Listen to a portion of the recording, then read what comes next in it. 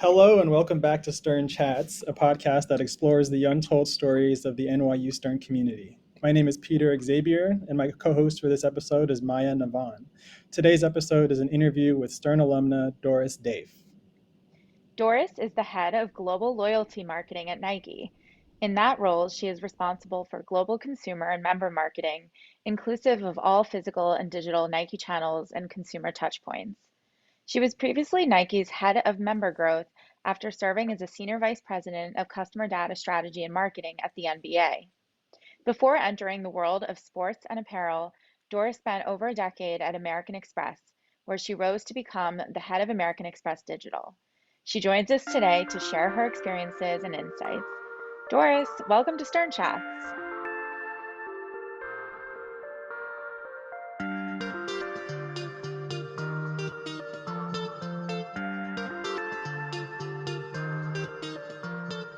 Oh, thanks for having me. Good to meet you, Maya and Peter. Great to meet you too. So we have a few questions for you today. Just to start, you've had some interesting experiences in sports and apparel, so we'd like to know where your interest in this space came from. Yeah, I kind of stumbled in the sports and apparel arena, but I would say that my interest, particularly in basketball and professional basketball, came from growing up as a child in the West Village of New York. I am the oldest of three to immigrant parents who came from Egypt in 1963, and we watched a ton of Knicks basketball in my house. It was, one of the easiest sports to pick up, I think, when you're new to the country, and it's such a fast-paced game. And so, my family, particularly my dad and me, kind of grew up watching a lot of New York Knicks in the era of Patrick Ewing and John Starks and Charles Oakley. And we're still a Knicks family through and through, for better or worse. And so after many years at American Express, which I loved being in payments, the role at the NBA came up, and that was just sort of a passion for me, and one that really brought me back to the roots of professional basketball and the consumption of the game and the sport and just the smiles that it puts on people's faces. And so, hence my desire to kind of leave Amex after many years and try the media sports space. And from there, Nike became a natural extension as well in terms of adding on sort of the retail component to the sports media space and thinking about how to really engage consumers in sort of feeling and doing sport as part of their daily lives. Surprising to you with how Nike connects with its customers once you were on the inside versus as a consumer? Yeah.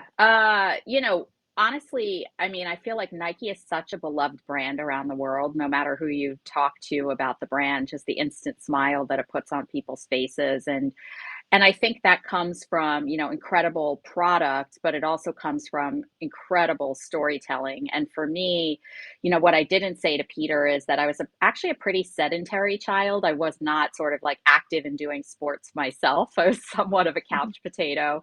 And I think the thing I loved about Nike through and through, and I remember this up till the days of working at the NBA, I remember being out at an all-star game in New Orleans and seeing their equality campaign, is they never ever shy away from having really difficult conversations culturally.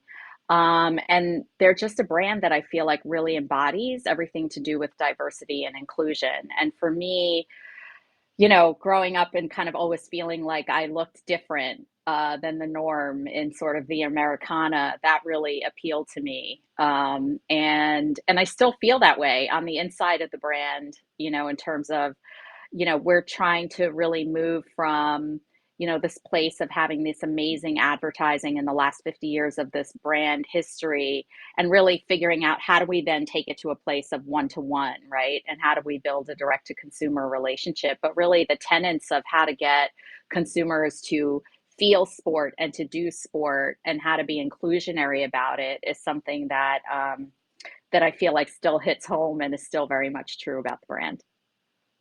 You're leading me right into my next question. It's like you knew what I was going to ask, which is you touched on it, but I'm I'm wondering, it's sort of in this world that is so saturated with media, some might say maybe noisy or cluttered, whether it's with social media or influencer marketing, or so many new direct to consumer brands flooding the market, especially during COVID. How Mm. do you stay above the noise with Nike's marketing strategy? Um, I think we do it by always putting the consumer and the member at the center. That's something that probably has been a steel thread actually throughout the brands that I've worked for, and Nike is no exception.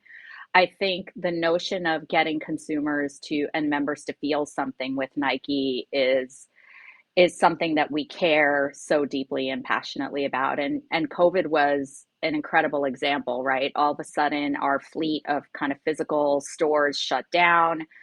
Consumers were stuck indoors, were unable to really participate in sport the way they used to, whether that was going to the gym or playing pickup basketball or whatever it might be, going for walks or runs with friends. And so we quickly kind of turned on a dime inside the company to talk about, okay, how do we put all of this athlete and trainer content together, and how do we start exposing it to our members in a way that they could pivot those workouts to do them in their house and with their kids.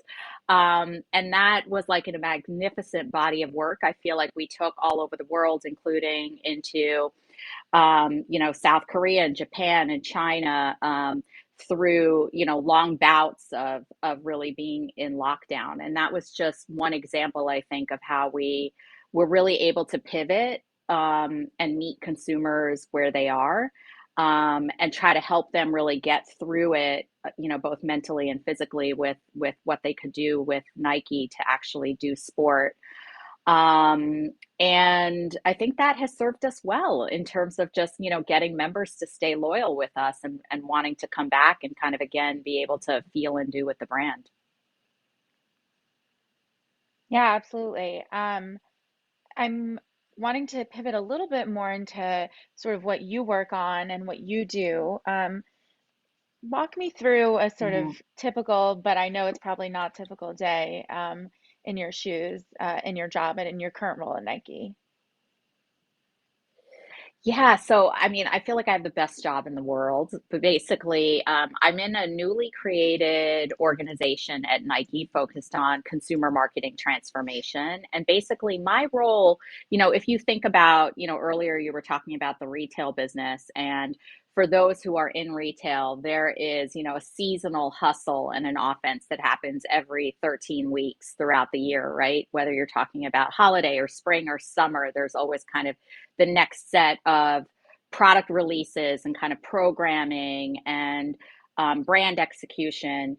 So my role actually is to step out of that seasonal execution and really think about some of the more transformative work that Nike is leading around how to really build a consumer marketing muscle, in terms of, how do we really understand our consumers deeply in terms of, using our consumer data in a much richer way, shoring up all of our communication channels. So through email and push notifications, and in some markets, SMS, to really get that one-to-one relationship going. And then how do we make sure that our destinations, both physically and digitally, we're really thinking about what the next best action is? How do we make sure we're sending you to delightful experiences that really keep you engaged with Nike? And so my job is really, it's broad. It puts together kind of what I call people, process, and tools.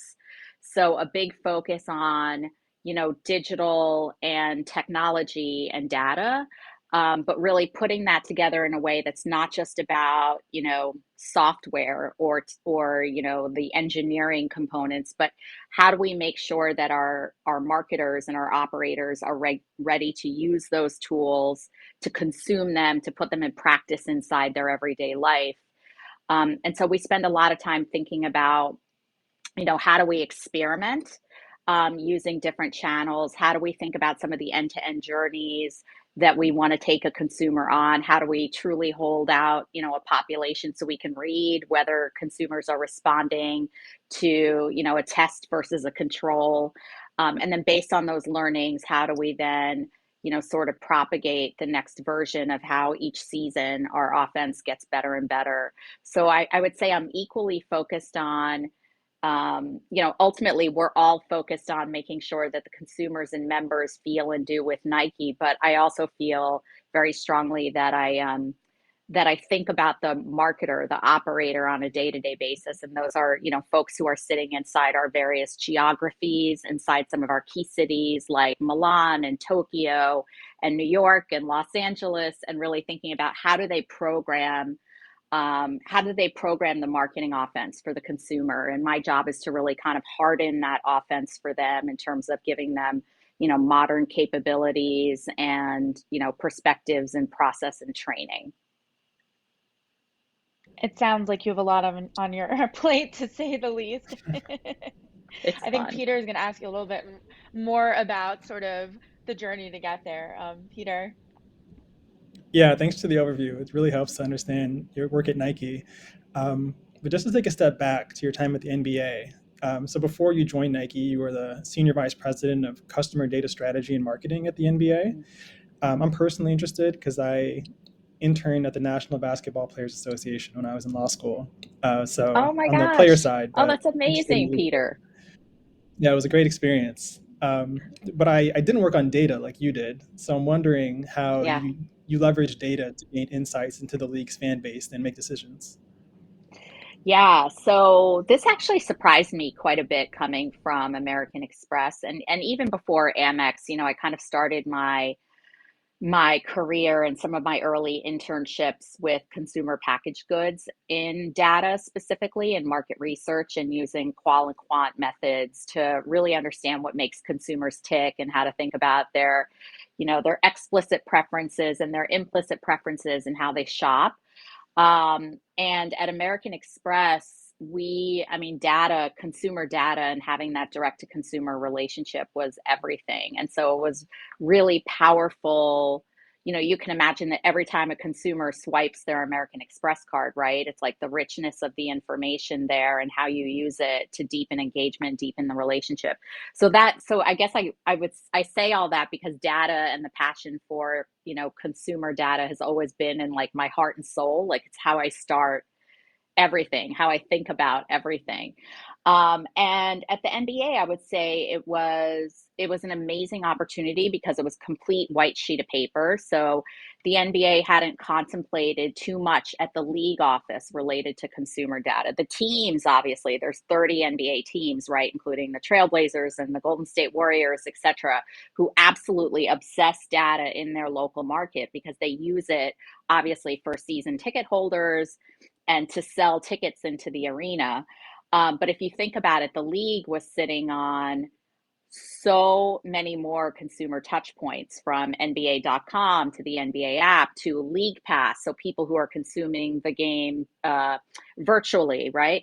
And then, not to mention, think about like global fans outside the US who are never going to be in an arena seeing a game. And so my job was really thinking about like how is the sum greater than the individual parts, and how could we start to put it together in a way that would really benefit our teams, and benefit the NBA more holistically. And it was super fun because there was nothing, like there was no technology, there was really no people and no process. And so I got to really start to build that from the ground up, starting with some of the basics of the consumer data foundation, or colloquially the industry calls it the CDP, or the consumer data platform. So what is the single instance by which we actually have all of our consumer records, and we're really looking very deeply at those records of fans that we have, and how enriched is that database, how good is it, how do we use it. And yeah, it was awesome. Some of my earliest experiments actually were with the Portland Trailblazers, where we were able to do like a blind match a little, with their database and the league's database.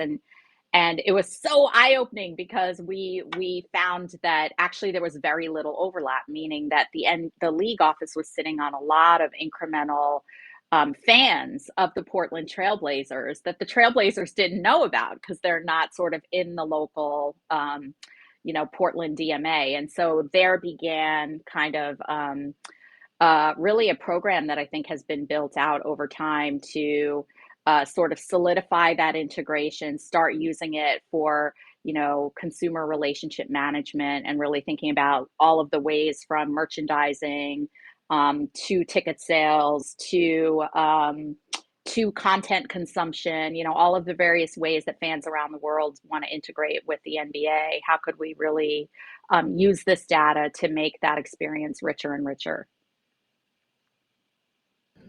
It sounds like a really comprehensive way to look at data, especially since you said I think it was the first of its kind at the NBA. Um, so this kind of so this kind of leads into the next question. Looking to the future, what growth opportunities do you see for both the NBA and Nike, and let's say the next 5 to 10 years? Hmm.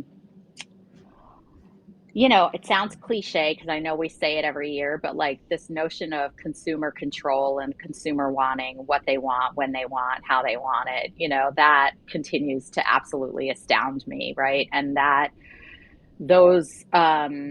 relationship that consumers want with a brand like Nike and the NBA, it's such a privilege because they want more and more and more. It's not like there are a lot of other brands where I feel like you have to hustle a little bit, um, to to get the consumer to think about you. But I would say that, there's a saying at the NBA that or sorry, at Nike rather, that we're only limited, we're only as limited by our capabilities because consumers want to be in a very deep relationship with Nike, which is an incredible privilege. Um, our job is to make sure that we are really showing up for them again, where they want it, how they want it, and that it's, incredibly personalized and relevant to their lives. And as you guys know, that life changes over the course of a lifetime, right? Like what you need when you're in graduate school is very, very different than, when you're married with two kids. And so, how do we ensure that we are keeping Nike top of mind for, so many different generations, and each of them having very, very different needs in terms of participating in sport.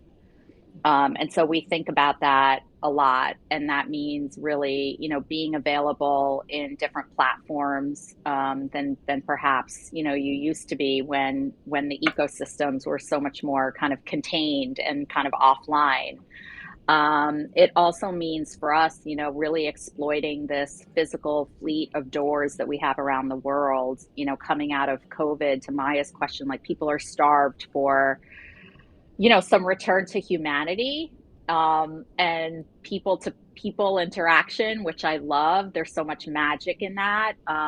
So this whole notion of like digital versus physical, I feel like is very old school because it's about like how do you digitize the physical in a way that is superhuman, is very relevant, but that when the person walks out of the store, they can continue that relationship digitally. And so there's a lot of work in terms of how do we digitize, how do we recognize you even in our physical fleet so that we can serve you in a much more kind of personalized and integrated way. I think that's another theme that is definitely top of mind for us.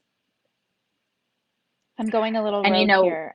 then the last thing I was going to say that I just thought of is like if you think about the definition of sport, which this one I'm like really happy about, is that it used to be that like sport meant these, almost very masculine, like hardcore, you got to go run a marathon or you have to be a bodybuilder, and now sport means all of these things, right? Everything from like meditation to yoga to dance, like, and so that is another huge opportunity for Nike as we think about kids, as we think about women, is really how do we expand our definition of sport?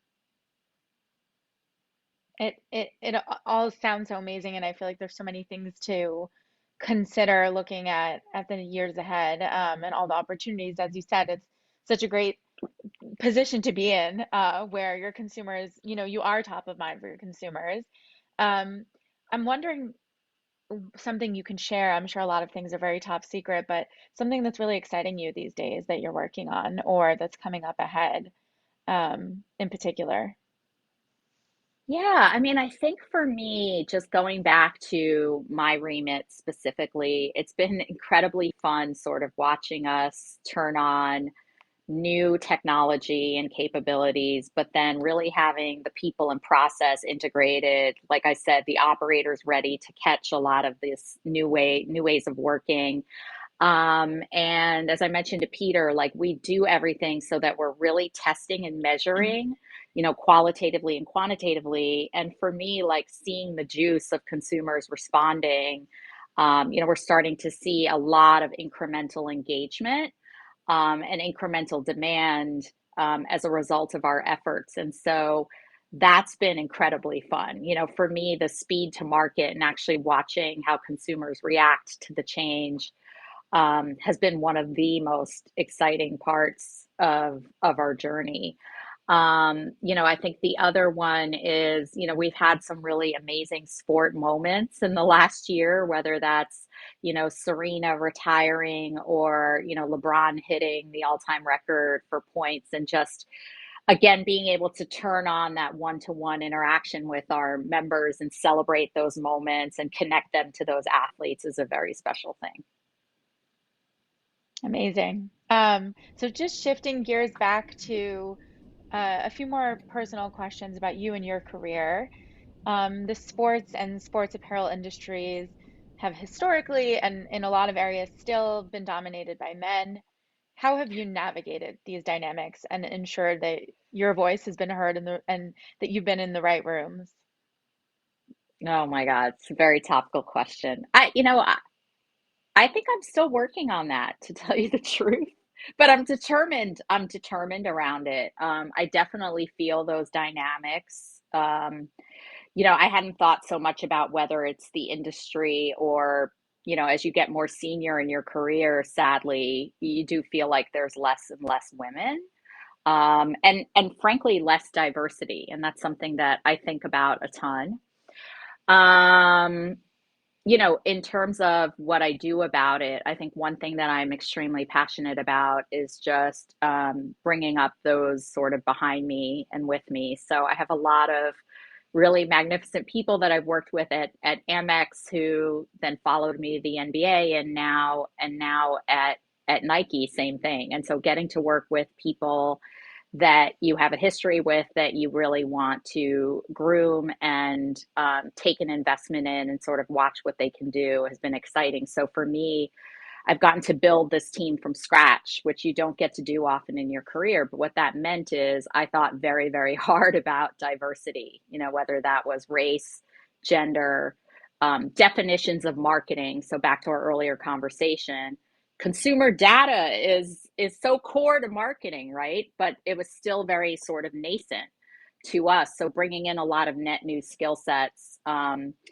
has been incredibly gratifying for me and sort of really watching the interaction of that diversity. And I see it kind of paying off in the day to day work has been really important.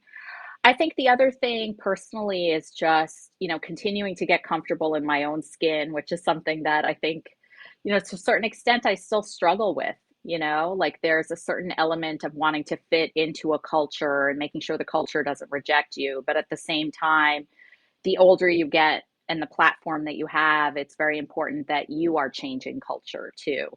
And so I think about that balance often, and I try to take some calculated risks to make sure that um, I am using my voice in every way that I can to enable the change that we want and to continue the progression.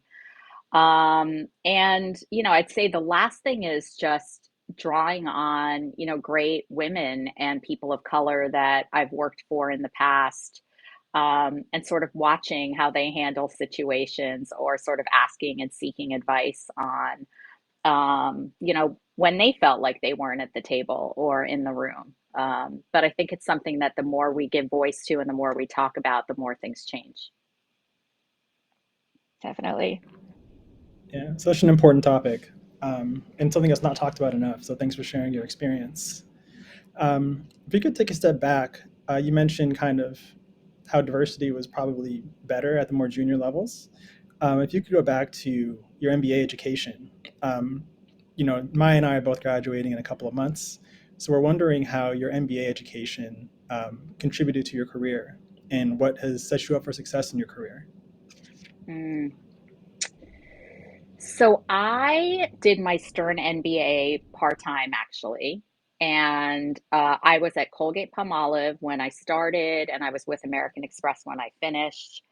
And the experience was so cool. Like honestly, I think part of me thought, okay, I need to get my MBA. And I remember my mom like, you have to do this before you get married. You're gonna have no time after you get married. And so I kind of think I went into it like, okay, I need to add this to my resume and but I'm gonna go at night and it's gonna, I'm just gonna go to class, check the box, finish. And instead I met like these wonderful executives from so many different industries who, some of them were just starting out in their careers, or some of them had been, in these careers for quite some time and were making changes to them.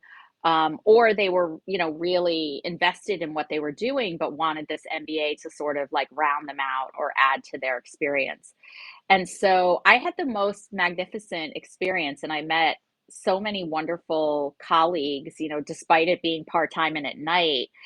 We became like a really tight knit community, I would say, over a period of time. And I think the thing that I loved most about the experience is that I was able to take what I was learning and I would literally walk into the office the next day and sometimes be able to put things into practice, whether that was, sort of technical skills or the softer leadership side. I was actually able to test some things out through the workplace, which I found, incredibly valuable.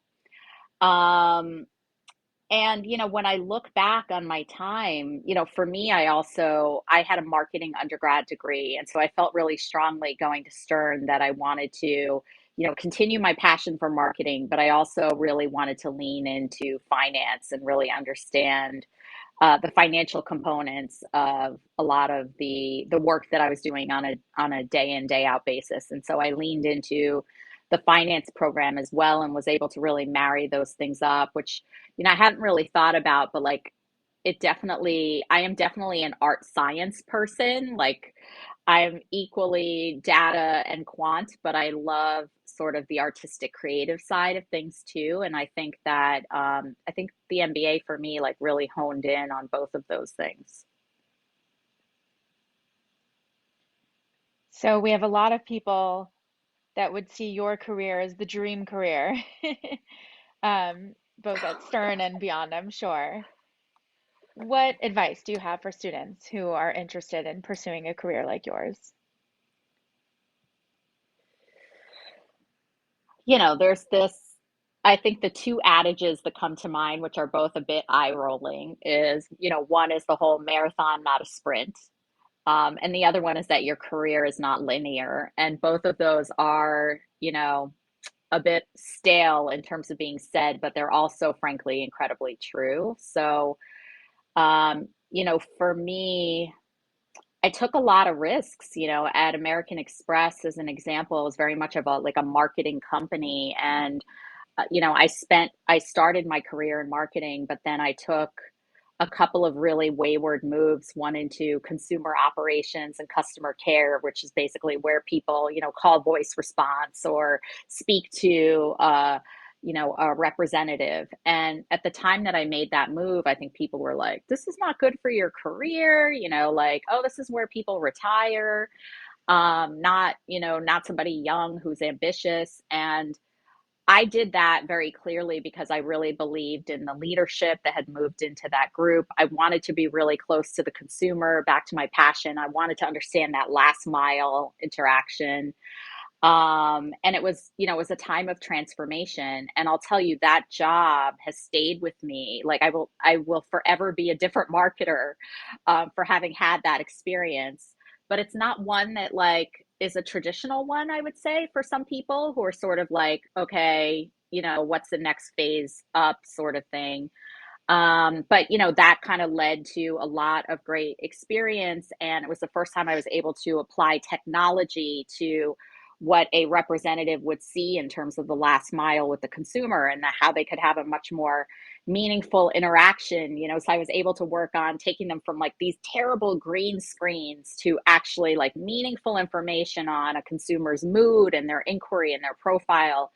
And it was like rapid transformation in terms of doubling our net promoter score, returning the company back into the echelon of great service companies. And we put ourselves on the map, and that kind of led then into, okay, how do we digitize? How do we move consumers at a time when digital transformation was happening from phone calls and voice response into chat and apps. And so, I was able to take that and then move into the digital world, and that opened up like a whole new set of experiences. So I guess my first piece of advice is like, sometimes those opportunities that seemingly, don't seem all that exciting or are a bit unconventional can be like the most transformative of your life. And I think you have to listen to your inner voice. And while you can talk to a lot of people, you have to have a core group of people, and you got to sort of believe in yourself in terms of, how you think about that next step. I think the second one is it's never an experience where you're constantly like going up. I think there are times when, if you're very humble, you're thinking about how do I add to my skill set? When are those times that I want to take a lateral opportunity to learn something completely net new that I didn't know versus when are the times when I'm ready to step up to the next level?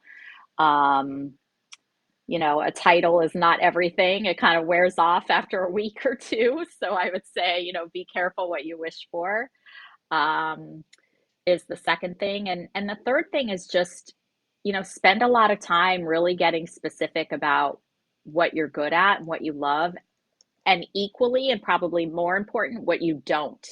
Like what actually depletes you, what does not bring you joy, what are you not good at? And I say those things because you shouldn't be focused on how to make them better. You should be focused on, what are those things that you're not good at, and how do you bring folks sort of around you and working for you who are really fantastic at that, back to the diversity point. I am somebody who believes in like nurturing your strengths.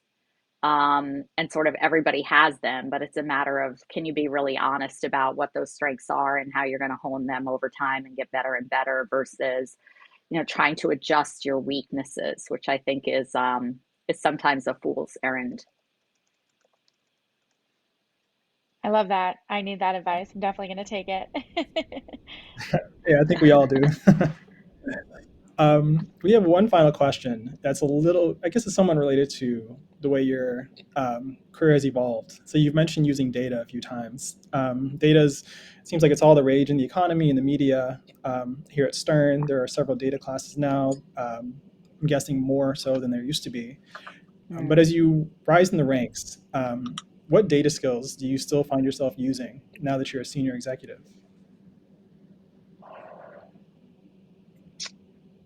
it's a great question.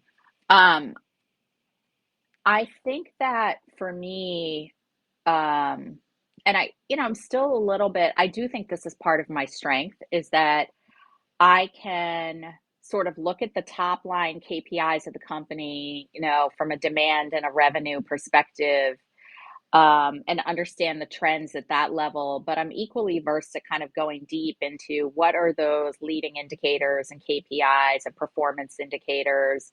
Because at the end of the day, for me, things like um, driving people to buy more, to increase their basket size, or to come to Nike multiple times in a year, that's an outcome. But what I try to focus on is like, what are the inputs to get to those outcomes? So, for example, if I'm the person who's specifically focused on, running email campaigns, what are the things that I need to be focused on? How do I think about, engagement with the content, click-through rates, opt-out rates? What are consumers saying about like how often I'm engaging with them? Is the content right? Is the time of day right?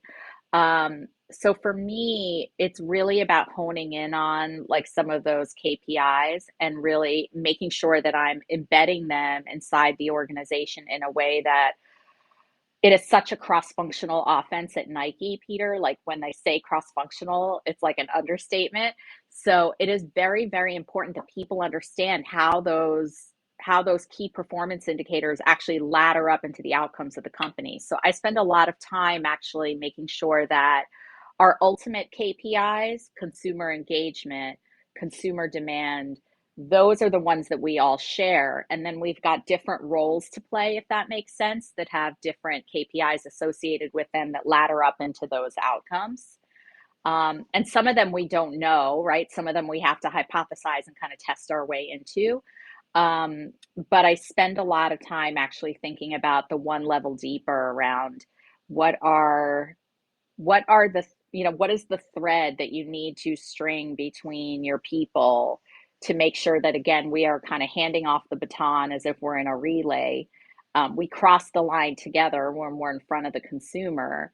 And then the outcomes in terms of how the consumer votes, whether that's, with their click or their engagement or their spend, that's the outcome for all of us. And so yeah, that's sort of like how I spend a lot of my time, I think, is focused on that type of scorecard and that type of engagement that we need to have, because otherwise, it's human nature, but it's very easy for people to get siloed into whatever part of the company that they work on. If you're in engineering, you don't want the engineer just saying, okay, check the box, I built this piece of software, I'm done, right? You want that engineer also completely engaged in whether his operators are using those tools, if he's getting adoption, if it's easy for them to use. That type of threading becomes, if you can get it right, becomes a really magical thing inside a very large organization. Well, thanks for the insight. I think that about does it for our questions. But we really appreciate you spending time with us today. So yeah, thank you for Of joining us, and it course. was great to chat with you. Very fun. Thanks for having me. Thank you.